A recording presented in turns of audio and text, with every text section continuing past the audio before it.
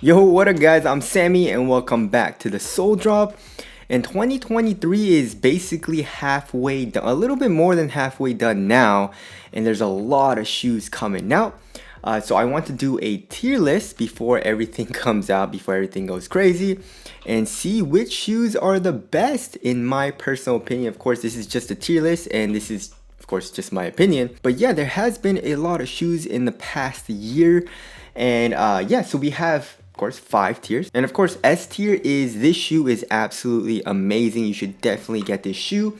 Going down to A tier is this shoe is super nice, but there's one to two things that I'm like, it's not that nice, but overall it's a really nice performer. B is there's a couple more problems with the shoe, but overall I feel like it's a pretty solid shoe. C is you probably shouldn't get this. I didn't really like it all too much, but I feel like there's some people that would like it, you know. And then Nah is just nah.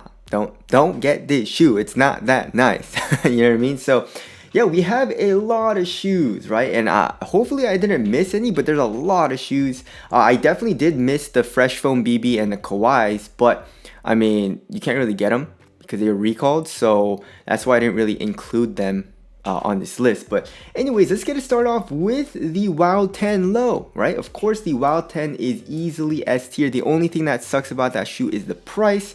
But yeah, the Wild 10 Low, and also we have the regular Wild 10. In my personal opinion, I like the Low better just because I like to play in lows, but they're both freaking amazing. Traction's really good. Cushion is super duper nice, especially with the soft mesh strobe board. Full length boom, super lightweight shoe, support's great. So one of my favorite shoes to play in the past year. Next, we got the Fissions, right? So the Fission is, I'd say, like a B, solid B or C.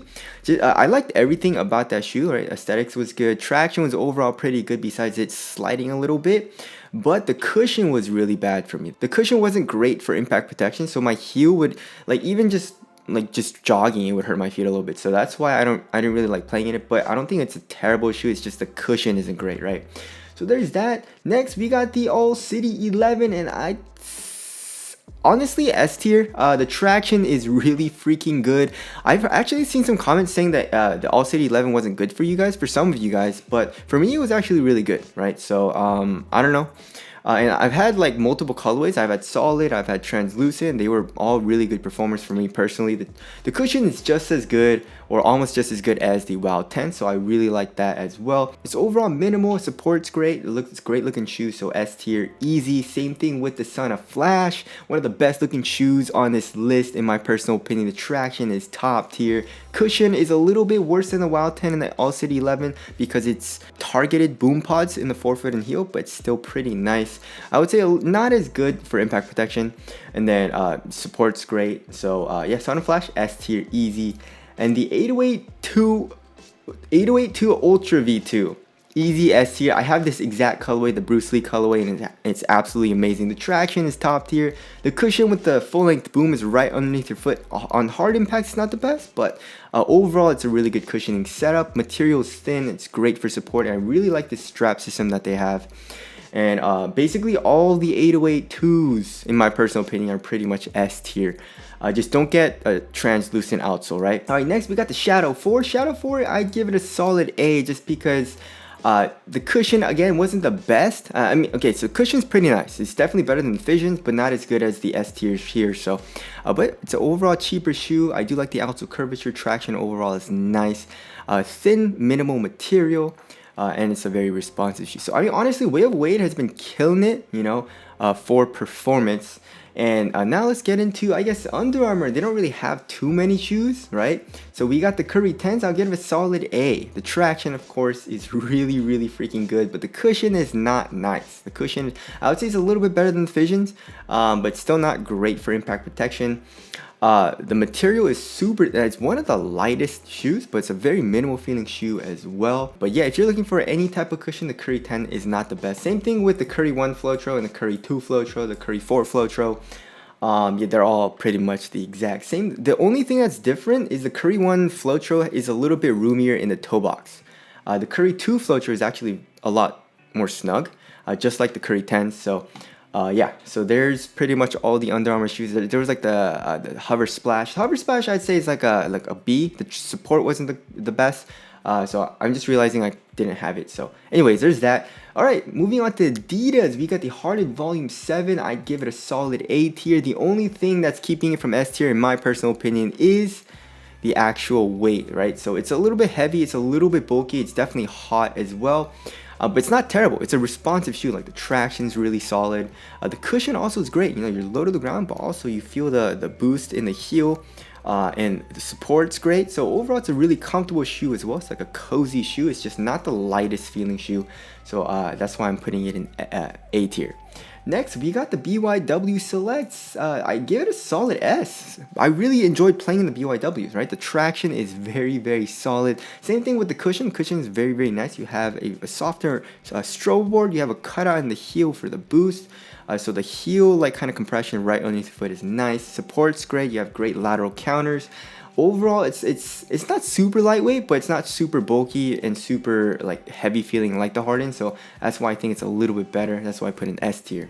All right, the Trae Young 2. The Trae Young 2, I give it a solid C. The fit wasn't the best for me. And the traction wasn't great. The cushion was pretty nice though, but because of those reasons, I think C. I definitely feel like there might be some people that like it, but I didn't really enjoy it, and I don't think I read the comments. I don't think a lot of you guys liked it either. So yeah, Trae Young 2, like C plus B minus I give it. So there's that. Dawn issue 4. Dawn issue 4, I give it a solid B. You know, traction was alright. Cushion was pretty nice. Just the thing for me with the Dawn issue lines that it just doesn't fit me well, right? And yeah, it's just I think my foot shape and size and Donovan Mitchell's foot shape and size, or maybe his like preference and sizing isn't the same. But yeah, it just doesn't fit me well. So, but I definitely feel like there will be some people that will enjoy the Dawn issue 4. So that's why I'm putting in B. All right, the Trae Unlimited, I give it a solid B to A as well, like a B plus actually. So traction is pretty solid. It definitely wasn't amazing, but it's a solid traction. Cushion also is pretty damn nice with the bounce. It's like a softer bounce actually. There's a nice little bounce back. Material also not the most supportive, right? But it was adequate for me. It's a minimal shoe. It's a pretty minimal feeling upper as well in the toe box, but then like the tongue and then the ankle area has a good amount of padding, so it's cozy and comfortable. So overall, it's actually a pretty nice budget shoe. Dame certified, I give it a solid A. Traction is phenomenal. The cushion, however, it's not as soft as the Trae Unlimited. It feels like a little bit stiffer, but it's still pretty nice. Great support, right? Material also is like thin but supportive. So yeah, it's a really good budget shoe. But also, I just saw it on sale. Let's see, where was it? Yeah, it's on sale for 43 bucks, 57 bucks. So it's a really good price right now. Affiliate links will be in the description box if you do want to cop any of these shoes. Zoom GT Cut 2, I guess we're moving on to Nike. It's not that nice. I give it a solid B. I just did not like the fit. It's way too tight in the toe box. Cushion's way too much. You know, court feels not great. Traction was so that's why I put it in B.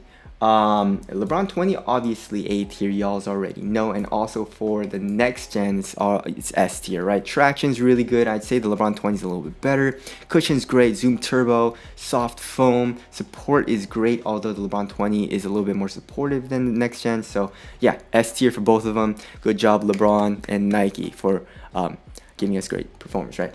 All right, Jaw 1, also an S tier. I loved playing this shoe. The traction was so good for me. The cushion also wasn't bad. You got top loaded zoom unit in the forefoot. The foam has a little bit of compression, and it's very supportive shoe, but it doesn't feel like super heavy.